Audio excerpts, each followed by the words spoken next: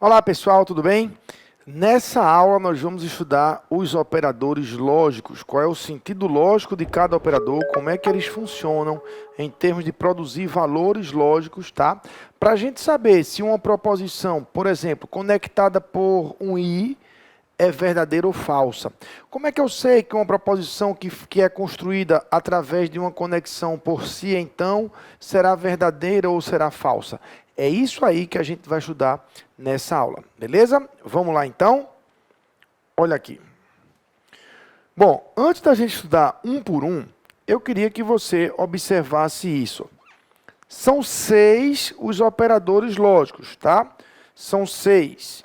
Aí você tem todos eles, tá? Negação, a conjunção, a disjunção inclusiva, disjunção exclusiva, o condicional e o bicondicional, tá? São esses 6 operadores lógicos, tá certo? Agora, detalhe,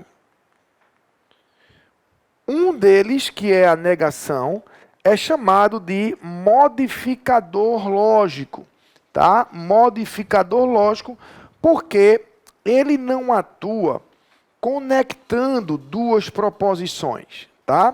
Então ele é chamado apenas de modificador lógico. Os outros 5 são conectivos lógicos, tá certo? Então nós temos 6 operadores, sendo um modificador lógico e 5 conectivos, ok? Bom, alguns autores, tá, em alguns livros, vão considerar que são 6 conectivos, que a negação é um conectivo unário, que, enfim, isso é discussão teórica que eu acho que não devia nem existir nas provas, tá certo? Isso aqui é mais para você entender o sentido da coisa do que isso vai cair. Já vi várias vezes numa questão a banca botar considere os seguintes símbolos para os conectivos lógicos e incluir a negação. Quer dizer, está considerando como conectivo, beleza? Nada demais, isso aí não é o cerne da questão, a gente faz a vista grossa, questão de entendimento, mas enfim. Inegavelmente, a negação é um modificador lógico, independente de qualquer coisa, né? A gente vai ver que ela modifica o valor. E esses outros são conectivos lógicos, sem sombra de dúvida. Beleza? Mas a gente vai estudar nessa aula, um por um, cada um desses operadores daí, tá certo? E a gente começa com o operador da negação. O termo que vai revelar esse operador é o termo não, tá? A expressãozinha não, que é quem aparece ali evidenciando, né, que se trata do operador da negação. E o símbolo está aí na sua tela, pode ser um tio ou uma cantoneirazinha, como está aí do lado, tá vendo? Essa cantoneira, quem usa com uma certa frequência é o CESP, tá? Mas o próprio CESP já usou o tio também. Não importa, aparecendo o tio ou a cantoneira, entenda que ali ele quer dizer que se trata do operador da negação, tá? Então vamos ver como é que funciona, qual é o sentido lógico desse operador. Olha o que está dito aí, ó. O operador da negação modifica o valor lógico de uma proposição. Por isso, ele é chamado de modificador lógico. Tá? Ele atua modificando o valor de uma proposição. Tá certo? Por exemplo, veja, a capital do Brasil é Recife. Ora, isso é falso, né? A capital do Brasil é Recife. Isso é falso. Então, observe que se a gente negar essa proposição e disser a capital do Brasil não é Recife, aí a gente vai produzir uma proposição verdadeira. Não é? Porque se a capital do Recife é falso, dizer que não é, só pode ser verdade. Não é? Quem nega uma mentira está declarando uma verdade. Não é? E vice-versa. 7 é maior que 5. Isso é verdadeiro, não é? 7 é maior que 5. Mas se eu negar e disser 7 não é maior que 5, aí o valor passa a ser de falso. Não é verdade?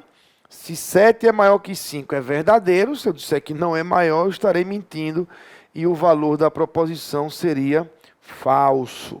Ok? Então, esse operador atua dessa forma. E é bem fácil de entender. Eu acho que talvez seja o mais fácil dos 6 operadores. Ok? Tranquilo? Muito bem. Bom, mas o problema é agora. Algumas proposições, elas vêm representadas por letras. Não é? Na lógica proposicional, é muito comum você ter uma arquitetura, uma estrutura lógica representada por letras P, Q, R, não é? E aí é o detalhe, ó. Essa proposição P, ela representa uma proposição. Portanto, ela poderia ser ou verdadeira ou falsa. Mas como é então que eu saberia o valor de sua negação?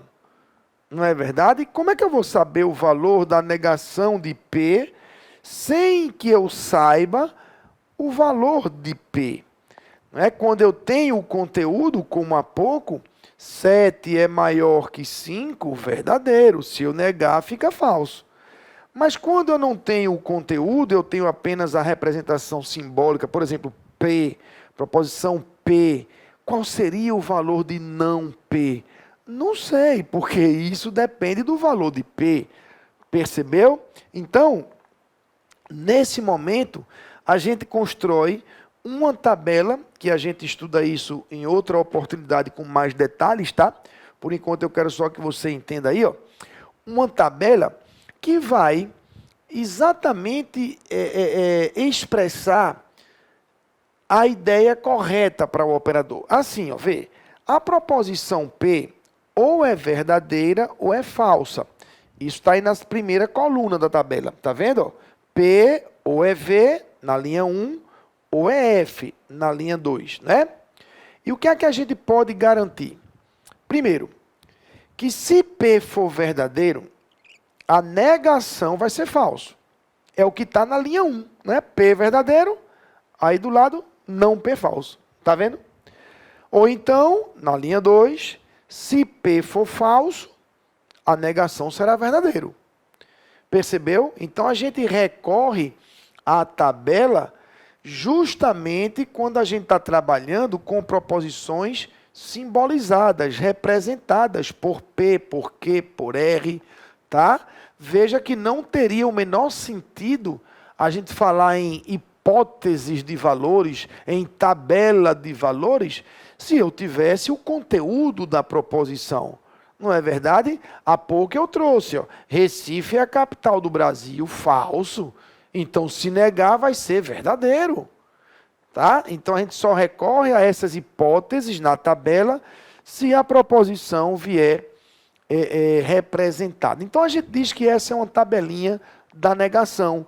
Ela vai expressar exatamente o sentido lógico do operador. Tá? O sentido lógico do operador. Qual é o sentido? Modifica o valor, ele troca o valor. Se você está negando uma proposição verdadeira, você vai produzir uma declaração falsa e vice-versa. Se estiver negando uma proposição que seja falsa, vai estar produzindo uma proposição verdadeira, tá? Bom, mas a gente precisa gravar esses sentidos de cada operador. Por isso que eu coloco aqui, ó, para gravar, troca. É apenas uma ideia, uma expressãozinha para você memorizar, associando essa ideia de troca a esse operador lógico. Toda vez que eu vejo esse tio, essa cantoneira, ou a palavrinha não, eu imediatamente associo a ideia de troca. O que é V vira F e o que é F vira V. Tá claro, gente? Entenderam? Tranquilo isso, nenhuma dúvida. É fácil, né? Como eu falei há pouco, talvez seja o operador mais fácil de todos. Ok? Bom, observação. Vamos lá. Acompanhe as negações de algumas proposições simples. Veja, o ônibus está lotado. Bom, o ônibus está lotado. É uma proposição afirmativa, e aí eu vou negar, tornando-a negativa. Eu vou dizer, o ônibus não está lotado, né? Vejam que eu não estou falando de valor aqui, tá, gente? Não teria como você saber se ela é V ou é F. Ela com certeza é V ou é F, tá? Esse ônibus aí, que certamente tem um contexto por trás, ou ele está lotado ou ele não está lotado. Mas eu não estou falando disso. Eu estou falando de, se a proposição é o ônibus está lotado, a gente nega dizendo o ônibus não está lotado. Ok? Tranquilo? Agora, veja. O café não está doce.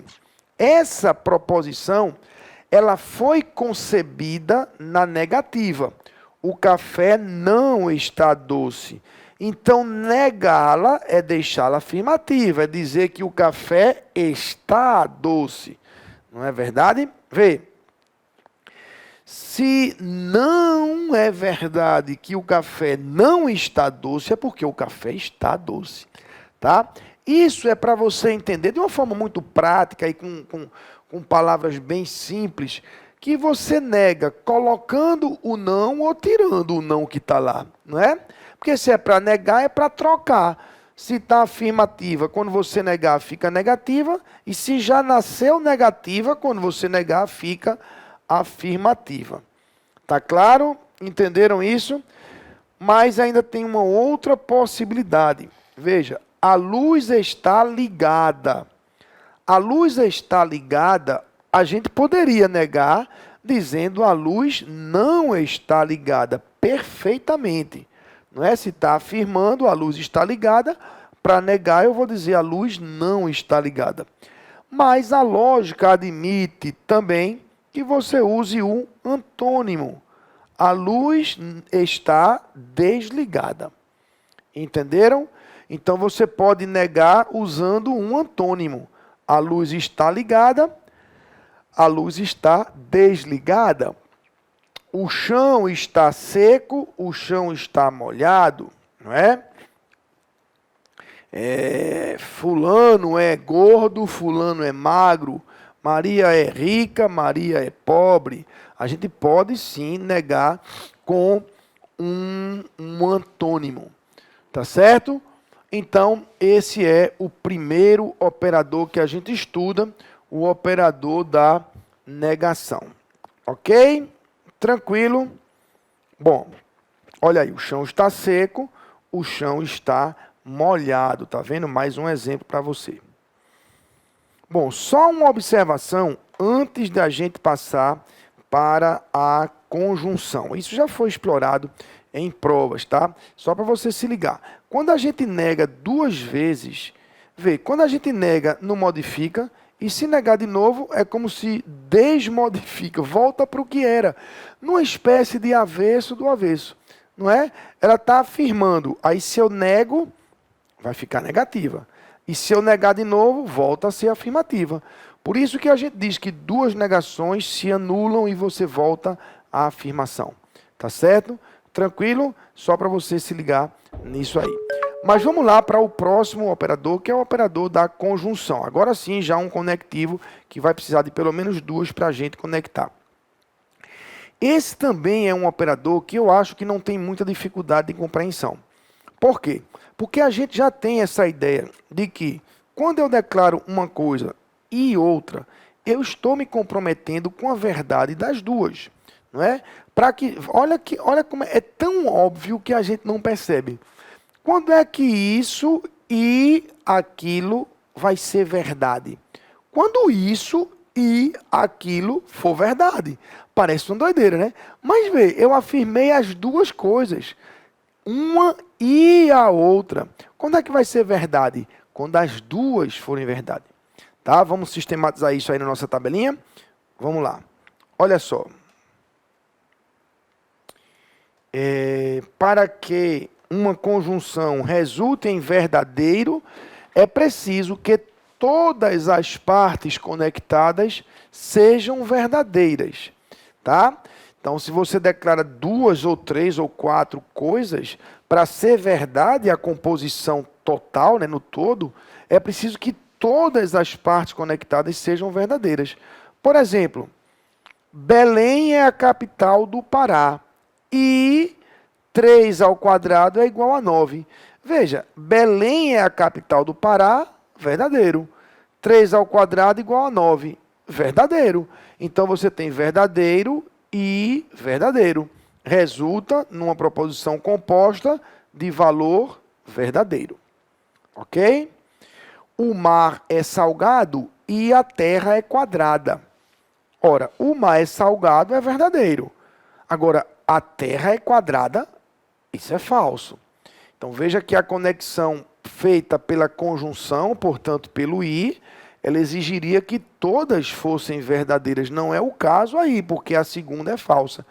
Isso deixa a composição como um todo falsa. Ok? Tranquilo? Isso no operador do i, tá, gente? No i, olha o símbolo dele, ó. É um circunflexo, né? É um Vzinho de cabeça para baixo. Então, ele exige que todas as partes conectadas sejam verdadeiras, tá? Mas aí a gente cai de novo naquela possibilidade. E se a proposição lógica vier simbolizada como P e Q? E agora? Como é que eu vou saber o valor final dessa conjunção se eu não souber os valores de P e de Q? Não é verdade? Ainda há pouco a gente botou o valor fácil, ainda está na sua tela aí. Ó. Belém é a capital do Pará e 3 ao quadrado é 9. Verdadeiro, porque eu tenho acesso ao que declara cada proposição. Mas se você me diz simplesmente, e aí, Jairo, P e Q, vai dar V ou vai dar F no final das contas? A resposta é, depende dos valores de P e de Q. E é aí quando a gente recorre à tabela. A tabelinha que eu falei há pouco, não é? Onde você vai colocar todas as hipóteses de valores, todas as possibilidades, portanto, ó, elas estão aqui, não é? Nessa parte. Não é? Você pode ter as duas verdadeiras, mas pode ter a primeira V com a segunda F, ou o contrário, a primeira F com a segunda V, ou até as duas Fs, não é? Bom, mas, e aqui do lado, ó, para cada hipótese, você vai botar o resultado da operação. Então, na hipótese de as duas serem V, o resultado será V.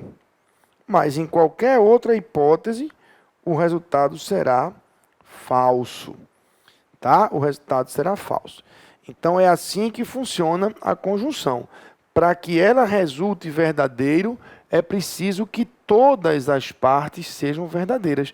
Então, eu acho que não tem palavra, não tem expressão melhor para representar esse operador do que a palavra todas.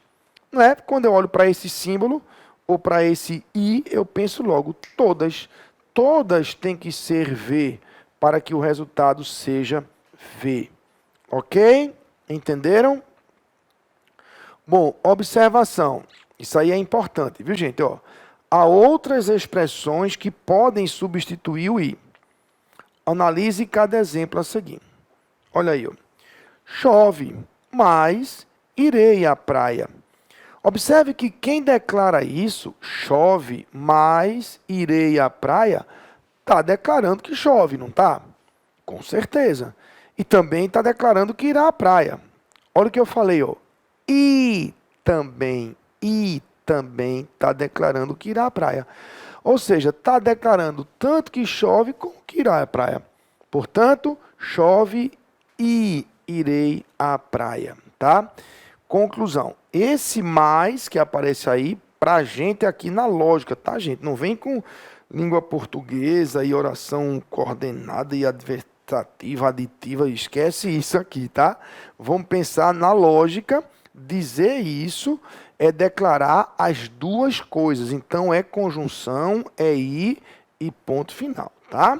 Observa, embora não esteja com fome, almoçarei. está declarando que não está com fome e está declarando também que almoçará.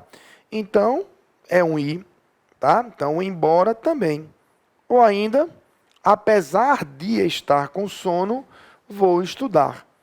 Estou declarando que eu estou com sono e também estou declarando que eu vou estudar. Então, mas, embora, apesar de, e outra, porém, né? Porém também, né? Qualquer expressão dessa daí, você vai entender que quem está declarando as duas coisas. E, portanto, é e. Beleza? Compreenderam? Então, ó, vai guardando aí o seu resumo. O não troca, não é? O i, todas precisam ser v. Beleza? Bom, aí a gente chega no terceiro operador, que é o operador da disjunção inclusiva, que é o ou, cujo símbolo é um Vzinho, como está aí do lado, tá? Eu gosto muito de explicar esse operador já junto com o próximo, o item 4, que vai ser a disjunção exclusiva, o ou, que a gente vai ver já já. É bom que fica um após o outro e a gente ajuda na explicação, tá? Vamos ver primeiro esse como é, ó. Para que uma disjunção inclusiva resulte em verdadeiro, é preciso que haja pelo menos uma parte conectada à verdadeira. Entenda o sentido qual é. Quando eu declaro uma coisa ou outra, eu não estou garantindo as duas. Eu estou garantindo pelo menos uma. Tá? Então eu posso trazer verdade só em uma, na outra não. Eu posso trazer verdade só na outra, em uma não. Ou posso trazer verdade nas duas também. Tem que ter pelo menos uma. Então, se você tem aí, ó, vê, 2 é par ou 4 é ímpar. 2 é par é verdadeiro. Mas veja que 4 é ímpar é falso. Não tem problema, porque se a conexão se dá pelo ou, basta uma ser verdadeira. Você tem que ter pelo menos uma verdadeira. Que aí quem salvou foi o 2 é par, não é? Que é verdade. Por isso o resultado final foi de verdadeiro. Ok? Agora vê. O Sol é frio ou a Lua é um planeta. Observe agora que o Sol é frio, isso é falso, não é? O Sol é frio. A Lua é um planeta, falso também. A Lua é um satélite, né? Não é um planeta. Então, falso também. Nesse caso, nós não tivemos aí pelo menos uma verdadeira para salvar esse ou, para que ele resultasse em verdadeiro. Então, nesse caso, a composição tem valor de falso, tá? Mas o que eu digo, sempre a gente vai cair nessa possibilidade também. E se você tiver a proposição P ou que, a gente só vai saber o valor de uma e de outra, ou desculpa, a gente só vai saber o valor final se a gente souber o valor de uma e de outra. Não é? Entenderam? Então a gente depende do valor de cada uma. Aí a gente vai o quê? Cair naquela tabelinha. Onde aqui, ó, nesse lado esquerdo, você coloca todas as possibilidades, não é? Se a primeira for V, você varia a segunda entre V e F. E se a primeira for F, você varia a segunda também entre V e F. E assim você tem nas 4 linhas as 4 possibilidades de variação, tá? E aí do lado você vai botar o resultado final da operação. Tá? O resultado da operação. Então, pelo menos uma precisa ser V. Pelo menos uma, tá, gente? Pode ter mais de uma, não tem problema. Veja que na primeira linha a gente tem 2 verdadeiras. Beleza, pelo menos uma. Aqui tem a primeira, beleza. Aqui tem a segunda, beleza. Por que é que aqui deu pau? Por que é que aí deu falso? Porque na 4ª linha nós não tivemos pelo menos uma V. As 2 eram falsas. Ok? Entenderam? Bom, eu gravo esse operador assim, ó, pelo menos uma. Tá? Quando eu olho para esse operador daí do ou, eu penso logo, pelo menos uma, sendo V, está garantido a verdade. Ou basta uma, né? Pode ser também, basta uma V, que já está garantida a verdade na disjunção inclusiva. Ok? Tranquilo? Bom, agora veja o que acontece se a gente falar, em vez de ou uma coisa ou outra. Então, a disjunção passa a ser exclusiva, a expressão passa a ser ou, e o símbolo passa a ser o símbolo do ou sublinhado. Tá anotando aí, ó, que está sobre um tracinho embaixo, tá? É a disjunção exclusiva. Bom, eu já vi em prova usar esse símbolo do mais para a disjunção, o ou. E quando ele vem assim, aí era o ou, tá? Mas todas as vezes que eu vi, ele dizia isso na prova, né?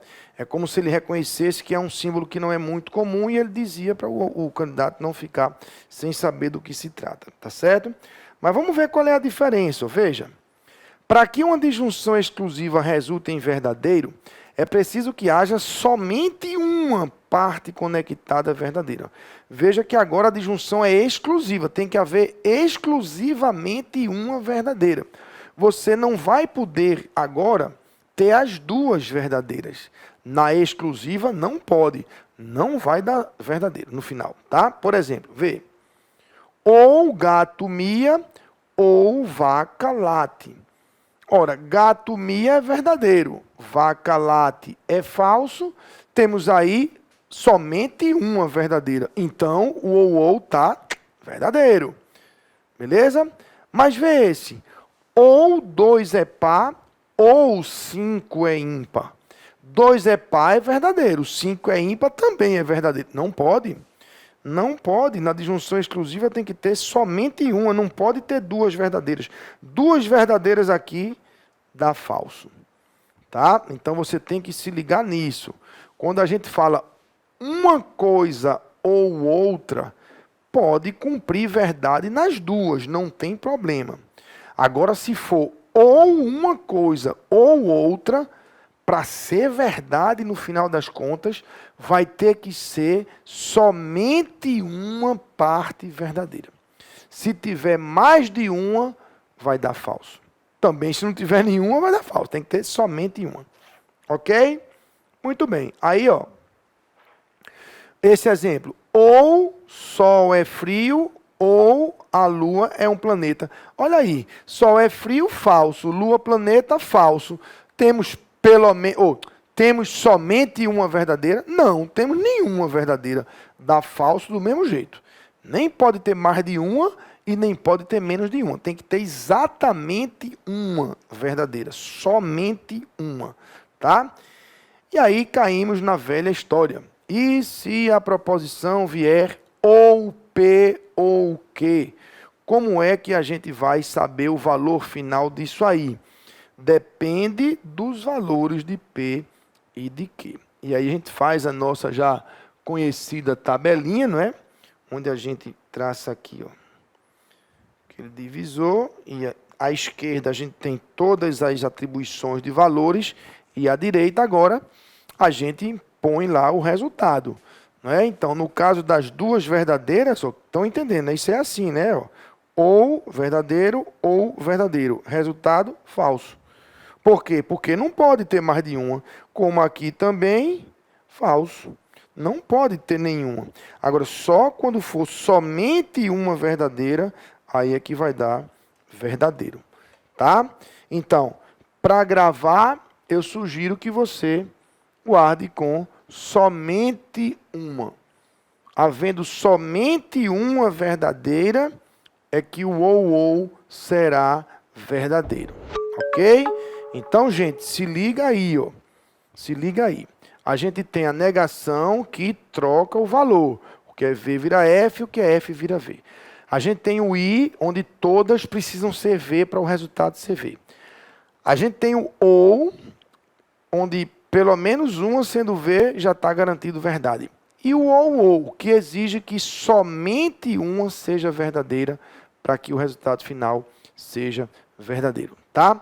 Bom, Chegamos aí em 4 operadores, faltam 2, que são, sem dúvida, os 2 mais difíceis, o condicional e o bicondicional, mas isso é assunto para uma próxima aula. Ok? Espero que vocês tenham entendido até aqui e a gente se encontra na próxima aula. A gente vai dar continuidade ao estudo dos operadores, que a gente começou na aula anterior, tá? Agora, eu queria começar ainda fazendo um comentário sobre a disjunção inclusiva e a disjunção exclusiva, que a gente viu na nossa primeira aula sobre operadores, tá? O ou e o ou. Muita gente tem dificuldade e diz assim: ei, Jairo, por que aqui eu digo uma coisa ou outra? E aí aceita-se as duas, ou aceitam-se as duas verdades. Na verdade, a gente comete um erro de lógica aí, não é? Quando a gente diz uma coisa ou outra, a gente pensa que tem que escolher uma para a verdade em detrimento da outra. E aí eu dou um exemplo que acho que esclarece bem isso. É como se eu dissesse assim, ó, você vai comer ali, tá? Você vai se servir. Você vai comer doce ou salgado. Veja, doce ou salgado. Muita gente acha que você tem que escolher um em detrimento do outro. E não é. O escolher um em detrimento do outro é a ideia do ou exclusivo. Só se eu dissesse ou doce ou salgado. Aí você tem que escolher um, porque é ou um ou outro. Quando eu digo vá lá comer doce ou salgado, o recado é, mas coma, seja doce ou salgado. Pode comer só o doce, pode comer só o salgado, pode comer os dois, pelo menos um você teria que comer. Tá? Agora, se eu dissesse coma ou doce ou salgado, aí teria que ser somente um. É exatamente essa ideia e o que caracteriza a diferença entre a disjunção inclusiva e a disjunção exclusiva. Ok? Mas vamos em frente, vamos para o quinto operador, que é o operador do condicional e depois o operador do bicondicional. Deixa eu dar um exemplo do condicional para que a gente já faça aqui meio que uma introdução para o que vem aqui nos slides. Tá? Muita gente também confunde esse operador, talvez seja o mais difícil. E eu dou um exemplo que é assim, ó, vê. Imagina se eu dissesse, vai ter uma festa aí que você preparou e disse, professor, a gente queria convidar o senhor para essa festa. O senhor vai, e aí eu digo para você, se você for, eu vou. Vai mesmo, Jairo? Se você for, então eu vou. Posso confirmar aqui a sua presença, então? Se você for, então eu vou.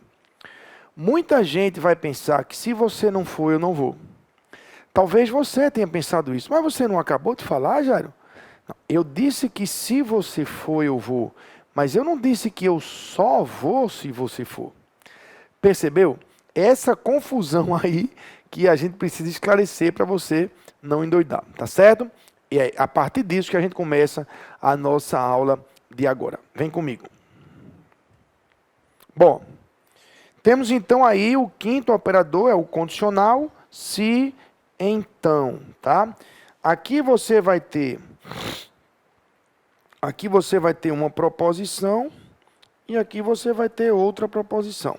Essa se chama antecedente e essa se chama consequente, tá? Mas vamos ver aí como é que fica o sentido lógico desse operador. Veja bem, só há uma configuração de valores para a qual um condicional resulta em falso. Antecedente verdadeiro e consequente falso. Tá? Só há uma forma de o condicional dar falso. É o antecedente verdadeiro e o consequente falso. Como o símbolo é uma setinha, como você está vendo aí, a gente diz que essa única configuração que resulta em falso é de V para F, né? A setinha dá uma ideia de nos deslocar de um para outro, né? Então, vamos dizer que só dá falso de V para F, tá? Mas a gente vai entender isso direitinho, inclusive voltar ao exemplo da festa daqui a pouco, tá? Vamos só seguir o que está dito aí. Por exemplo, veja, é isso que você vai fazer, ó. Se 6 é par, então 5 é ímpar. Observe. O antecedente, a proposição que está no antecedente é 6 é par. Essa é verdadeira, não é? E a outra que está no consequente é 5 é ímpar. Também é verdadeira. Então, nós temos aí de V para V, não é? Antecedente V, setinha, flechando, consequente V. Verdadeiro. A única configuração que dá falso é de V para F. Daqui a pouco você vai entender o porquê, tá? Se é que você já não entendeu, tá? Mas vamos lá. Agora V. Se 2 ao cubo é igual a 8, então 4 é maior que 7. O antecedente agora, a proposição antecedente é 2 ao cubo igual a 8. Isso é verdadeiro. Agora, 4 maior que 7, isso é falso. Então, aí a gente tem um de V para F, não é? De verdadeiro para falso. Aí dá falso. Percebeu? Entenderam como é? Isso é como você vai proceder na prova, mas é importante entender por que que é assim, e você vai entender já já, tá? E aí, caímos na velha história, não é? E se for, se P, então Q? Bom, se for se P, então Q, só vai dar falso quando P for verdadeiro e Q for falso, de V para F. Se a gente armar lá a nossa famosa já, né, tabelinha, observe na linha 2, é onde você tem de V para F, não é? Somente aqui, ó. Vê, estou falando disso. Ó. Deixa eu chamar aqui a caneta. Pronto. Somente aqui, ó, você tem de V para F. Somente aqui dá falso. Nos outros casos dá tudo verdadeiro. Tá certo? Então é assim que vai funcionar o condicional. E para gravar, eu vou sugerir a expressão só dá falso de V para F. Tá certo? Mas eu disse que era importante você entender o porquê disso aí. Vamos entender agora. Vê. Eu disse há pouco que se você for à festa, lembra? Então eu vou. Preste atenção, gente, porque eu estou prometendo ir se você for. Na hipótese de você ir, eu prometo que vou. Ou seja, aqui, quando você foi, eu prometo que vou. Então, se eu fui, cumpri. Se eu não fui, falhei. Mas observem que aqui, na linha 3 e na linha 4, você não foi. Não é? Você foi falso, né? Então, você não foi. E eu nada prometi se você não fosse. Percebeu? Eu prometi se você for. Aqui, linha 1 e linha 2, eu prometo que vou. Na linha 3 e linha 4, eu nada prometi. E aí, gente, se não há promessa, não há que se falar em descumprimento de promessa. Não é? Se não existe lei para aquele crime, não há descumprimento de lei. Não é? Isso me lembra uma vez, quando eu estava dando aula presencial aqui em Recife, isso foi o quê? Final de 2010, veja, faz tempo, né? Final de 2010, não é? Estavam aí que mais de quase 20 anos, né? Ou mais de 20 anos. Bom, mas enfim, quando um aluno disse assim, Jairo, o problema é que você é engenheiro, então engenheiro tem facilidade com essas coisas. A gente aqui é tudo advogado, a gente só entende de lei. Aí eu disse, então, eu vou dar um exemplo com a lei. E aí eu disse assim, ó, imagine que acabou de ser promulgada a seguinte lei. Se uma empresa for do setor financeiro, então ela está obrigada a ter um gerente. Entendeu a lei? Aí todo mundo entendeu, professor. Se a empresa for do setor financeiro, então ela está obrigada a ter um gerente. Beleza? Vamos fiscalizar essa lei. Chegamos aqui na primeira empresa, é um banco. Verdadeiramente, claro, uma empresa do setor financeiro. Só que lá estava o gerente. Então, parabéns a você, empresa, tá corretíssima de acordo com a nova lei. Chegamos para uma outra empresa que era uma casa de câmbio, que, obviamente, também é uma empresa do setor financeiro. Acontece que essa não tinha gerente. O que foi que a gente fez? Pau, multa. Multamos a empresa. É ou não é? Agora vê, chegamos numa farmácia, numa academia, num salão de beleza, numa, sei lá, um açougue, numa livraria. Nada disso é do setor financeiro. E o que é que a lei diz? Se a empresa for do setor financeiro, se ela for, ela não é, então, meu velho, se tiver gerente, tá tudo certo, também se não tiver, tá tudo certo. Porque não há lei para ela. A lei é se for do setor financeiro. Percebeu? Então, gente, essa é a ideia para você compreender o funcionamento e o sentido lógico do operador. Mas na prova, vocês não vão fazer isso de tentar entender a frase lá na hora. Não. Na prova, você tem que fazer isso. Tudo que está aqui nessas aulas sobre operadores lógicos tem que virar lei, tem que virar regra. A negação troca, tá lembrado? O i, todas. O ou, pelo menos uma, ou basta uma. No ou, somente uma. Condicional, só dá falso de V para F. Acabou-se. Olhe se é de V para F. Se for, é falso. Se não for, nem perca tempo, é verdadeiro. Por quê? Porque a lei funciona assim. É a regra do operador. Claro, é muito importante que você tenha entendido essa explicação que eu dei, para saber o porquê disso. Mas na prova você não vai tentar querer entender de novo a explicação. Você tem que já estar automático aplicando isso aí. Ok? Muito bem.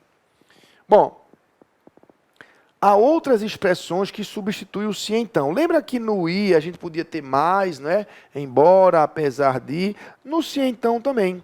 A gente pode ter quando, sempre, todo, logo, pois. Veja aí o exemplo. Quando eu digo assim, ó, quando chove, não vou à praia. Bom, isso é a mesma coisa que dizer que se chove, não vou à praia, não é? Sempre que chove, não vou à praia. Toda vez que chove, não vou à praia. Chove, logo não vou à praia. Não vou à praia, pois chove. Quer dizer, não vou à praia se chove. Percebeu? Então, todas essas expressões aí, quando, sempre, toda, logo, pois, traduzem a ideia do condicional. O CESP já cobrou muito isso. Por exemplo, quando chove, não vou à praia. Pode ser corretamente simbolizado assim, certo? De fato, isso aí é um condicional, tá certo? Então é importante vocês saberem essas expressões. Mas tem uma que é tão importante que eu faço um slide só para ela, só para explicar ela. Prestem bem atenção. Ó, quando eu digo assim, se é um gato, então é um animal, tá? Se é gato, é animal. Beleza, ó, eu podia dizer... Quando é gato, é animal. Sempre que é um gato, é um animal. Todo gato é um animal. É um gato, logo é um animal. É um animal, pois é um gato. Percebeu? Então a gente pode ler daquelas diversas maneiras. Mas pode ler também assim, ó, vê. Ser gato é uma condição suficiente para ser animal. É ou não é? O simples fato de ser um gato já é suficiente para ser animal. Já que todo gato é animal. Não falta nada a um gato para ele ser animal, não é? Não tem gatos que são animais e gatos que não são animais. Se é um gato, é suficiente para você cravar que ali é um animal. Então eu posso dizer que ser gato é uma condição suficiente para ser animal. Como eu posso dizer também que ser animal é uma condição necessária para ser gato. Não é verdade? Pense comigo. Dá para ser um gato sem ser animal? Ou seja, dá para ser só gato sem ser animal? Não. Se você quer ser um gato, vá se preparando. Vai ter que ser um animal. Porque ser animal é algo necessário para quem quer ser gato. Percebe? Então, gente, isso aí revela duas outras formas de você ler um condicional. Você pode dizer que a proposição que está no antecedente, ou seja, a que está no se, será sempre a condição suficiente. E a proposição que estiver no então, será sempre a condição necessária. E vice-versa, tá? Tudo que tiver no lado do se, tudo que ele disser que é suficiente, você vai botar no lado do se. Tudo que ele disser que é necessário, você vai botar no lado do então. Tá? Passa a ser uma coisa de lado. E aí eu volto a falar o que eu disse há pouco. Fundamental que você entenda as razões de ser disso tudo. Tá? Mas que na prova você aplique pragmaticamente. O que está no lado esquerdo do se é condição suficiente, sem exceção. O que está no lado direito, o lado do então, é condição necessária. Tá? Por exemplo, quando ele diz assim, ó, Carlos cantar é condição necessária para a Duda dançar. Ora, se Carlos cantar é a necessária, vai ficar na direita, no lado do então, e Duda vai para o lado esquerdo. Ou seja, se Duda dança, então Carlos canta. Percebeu? Está vendo aqui, ó, o Carlos cantar é a condição necessária, vem para o lado do então. Mas se for Sandra ser rica, é condição suficiente para ela viajar. Então, Sandra rica é suficiente, fica no lado do se, no lado esquerdo, e o viajar vai para o direito. E aí você coloca, se Sandra é rica, então ela viaja. Ok? Veja que para você responder algo como isso, fazer uma questão desse tipo, você não precisa passar pela compreensão novamente. Você até compreendeu, mas transformou isso numa regra prática para você ganhar agilidade na hora do concurso, na hora da prova. Beleza? Tranquilo? Muito bem. Bom, se já entendeu o condicional, já entendeu o bicondicional, que é um condicional indo e voltando. Veja, a estrutura do bicondicional é uma conjunção, é um i, de dois condicionais. De fato, se e... somente se. Então tem dois se aí. É o se da ida e o se da volta. Não é? Olha o símbolo. É como se esse símbolo fosse isso, gente. Vê. Não é assim, tá? É assim, ó. É uma setinha dupla, só uma. Tá? Com as duas cabeças. Mas é como se fosse indo e voltando. Tá? Então o que acontece?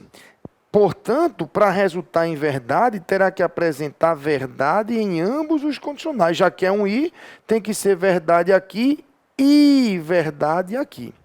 Tá? Dessa forma, a gente não vai poder ter um lado V com outro lado F. Seja qual for o lado, porque se tiver um lado, seja o esquerdo ou o direito, tá? Não importa. Se tiver um lado V com outro lado F, ou na ida ou na volta vai dar falso. Não pode. Percebeu? Observe. Ó. 2 mais 3 é igual a 5. Isso é verdadeiro, não é? Imagine você botar um verdadeiro aqui, ó, e 9 maior que 2, verdadeiro. Veja que no condicional de cima temos de V para V, verdadeiro, e no de baixo temos de V para V, voltando, também verdadeiro. Então, resultou em verdadeiro.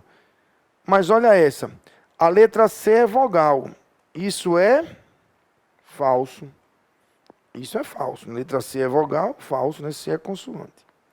Se somente se azul é cor é verdadeiro.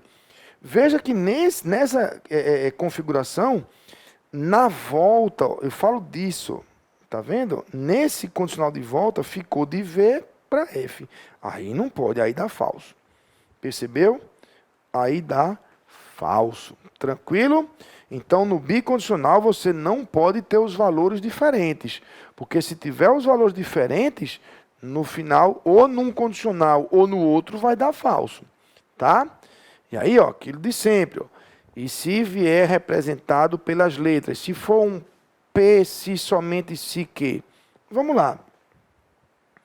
Observando aqui todas as possibilidades, a gente vê que na primeira linha e na quarta, ó, porque os valores são iguais, tá vendo? Não tem perigo de ter de V para F. Por isso que nessas duas linhas o valor foi verdadeiro. Mas veja que na segunda, ó, da direita para a esquerda, fica de V para F, já deu falso. E essa aqui, ó, na esquerda, da direita para a esquerda, já deu F. Tá vendo? De V para F. Tranquilo? E aí você grava assim, ó. Iguais da V e diferentes da F. não é? É uma boa forma de você gravar o bicondicional. Iguais da V, diferentes da F. Tá? Tranquilo? Bom, deixa eu dar uma explicação agora também com um exemplo prático. Quem sabe vai lhe ajudar. Lembra da festa? Ó, eu vou. Se e somente se você for. Imagine que minha resposta fosse essa. Eu vou. Se e somente se você for. Vocês entendem que são duas promessas, não é? Então vamos lá. Na primeira linha, você é quê, né? Você foi, eu fui. Cumpri, não cumpri? Não disse que se você fosse eu ia? Na segunda linha, você foi, não. Mas eu fui assim mesmo. Falhei, eu falhei. Eu disse que eu iria somente se você fosse. Como é que você não foi e eu fui? Percebeu? Terceira linha, você foi, aqui, você foi. Mas deu preguiça, eu não fui. Falhei de novo. Eu não disse que se você fosse eu iria? Como é que você foi e eu não fui? Não é? E na última linha, você foi? Não, então não fui. Eu não disse que eu iria somente se você fosse? Você não foi, eu não fui. Cumpri minha promessa. Então, gente, isso é para mostrar que dá para a gente compreender. Mas é para mostrar também que não é para fazer assim na hora da prova. Na hora da prova, como é que faz? Assim, ó.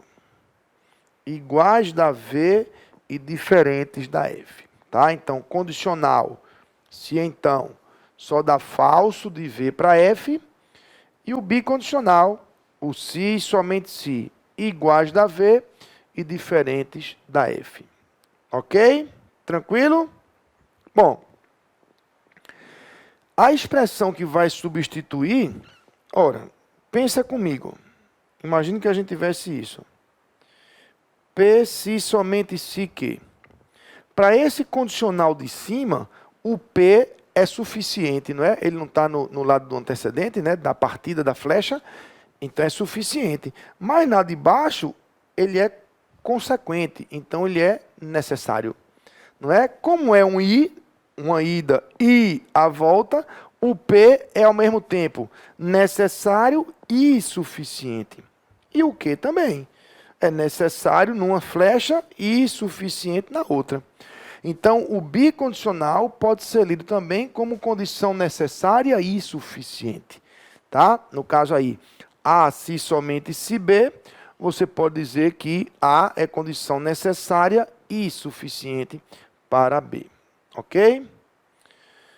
Exemplo, ser maior é condição necessária e suficiente para votar. Então, você vai dizer que vota se somente se é maior. Ou é maior se somente se vota, você pode botar aí no lado que você quiser, porque não tem problema. Tá? Tranquilo? E para a gente fechar, uma coisa importante também é a ordem de prioridade dos operadores. Quem é que você vai fazer primeiro? Bom, você vai fazer nessa ordem que está aí, que se você for um bom observador, vai notar que foi a ordem que eu adotei para explicar cada um.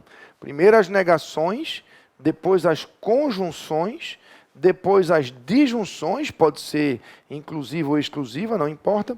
Depois os condicionais e, por último, os bicondicionais. Tá? Então, se você tiver isso, temos aí um condicional e temos um ou. Faz primeiro qual? Primeiro o que aparece primeiro, o ou. Então, isso aqui é isso. É como se tivesse um parêntese aqui, tá? Isso é se P, então Q ou R, tá? Se você tiver assim, ó, o que é que você vai fazer primeiro aí? O bicondicional ou o ou? Primeiro faz o ou, depois faz o bicondicional. Nesse lado você tem a negação de P, nesse outro você tem o ou, então você vai, no final das contas, fazer esse bicondicional entre a negação de P e o resultado daquele ou, tá? É como na matemática, não é? Na matemática, se você tiver assim, ó, imagina, 3 mais 4 vezes 5. Isso aí dá 35 ou 23? 23, porque você sabe que faz primeiro a multiplicação, não é? 20 com mais 3, 23. É como se você tivesse isso aí. Tá certo? Então, isso completa a nossa explicação dos operadores lógicos. Tá certo? Bom, vou só aproveitar esse tempinho que a gente tem para dizer uma coisa importante também, tá, gente? Ó, ou, e, se, somente se, e aqui o se então. Vocês entendem se eu disser assim, ó, que todos esses operadores, eles são simétricos em relação a um eixo central aqui, não é? O que tem de um lado é espelho do que tem do outro. Não é à toa isso. Isso indica que o que você coloca de um lado, do outro, tanto faz. Tanto faz você dizer A ou B, como dizer B ou A. É a mesma coisa. Não é? Ainda há pouco a gente fez um se, somente se, eu disse, vota se somente se é maior, ou é maior se somente se vota. Porque você fazer P se somente se Q, ou Q se somente se P, é a mesma coisa. O único que não é simétrico, veja, é o condicional.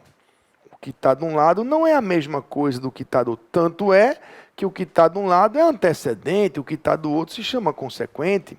O que está de um lado é a condição suficiente, o que está do outro é a condição necessária. Tá? Então, se liga nisso. Se A, então B, é diferente de se B, então A. É diferente, tá? Não pode mudar os lados. Só pode nesses todos daqui. Ok? Tranquilo? Bom, sugestão para fechar esse assunto aí de operadores. Pegue aí o seu papel, bote aí de um lado os operadores lógicos e bote lá. Negação, não, troca, e, conjunção, símbolozinho, todas. Tá? Faz aí o seu resumo dos 6 operadores, porque isso aí, gente, é a sua tabuada da lógica. Ok? Espero que de coração que vocês tenham entendido, que vocês tenham gostado. Qualquer dúvida, a gente está lá no plantão para esclarecer. Beleza? Um forte abraço e até a nossa próxima aula.